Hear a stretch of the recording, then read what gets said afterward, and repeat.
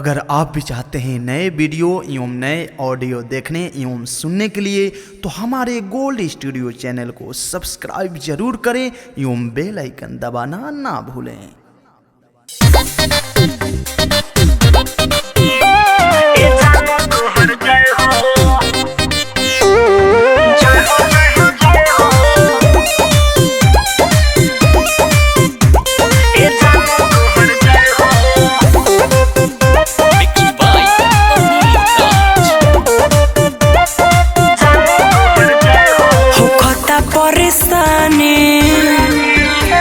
जब ऊंचा नीचा फाने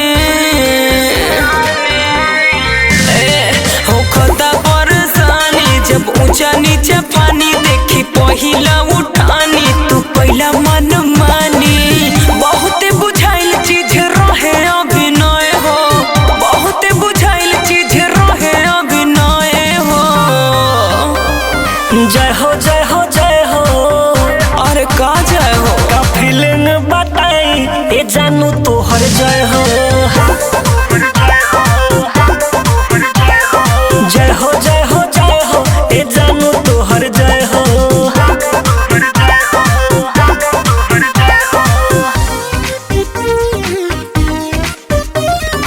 म्यूजिक बाय अभिषेक गुप्ता।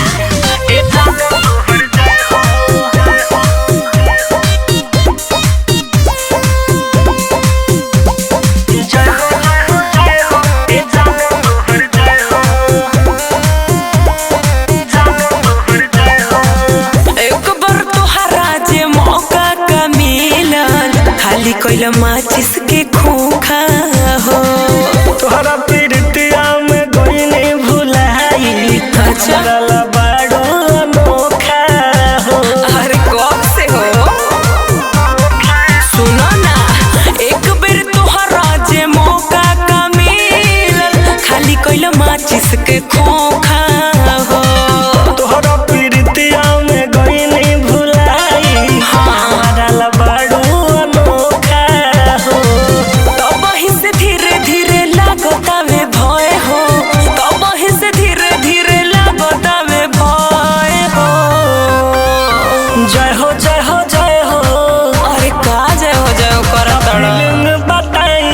जानू तोहर जय हो। अच्छा जय हो जय हो जय हो ए जानू तोहर जय हो।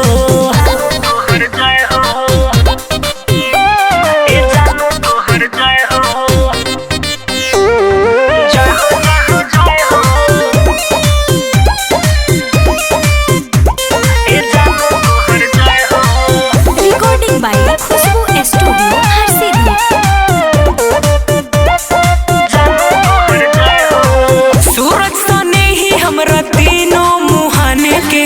छोले बड़ा जहिया से जूझतानी, आलोक स्वामी बिना तू हो न रहबू। अच्छा तरी के बात सब बुझतानी। अरे ही का कहता रहो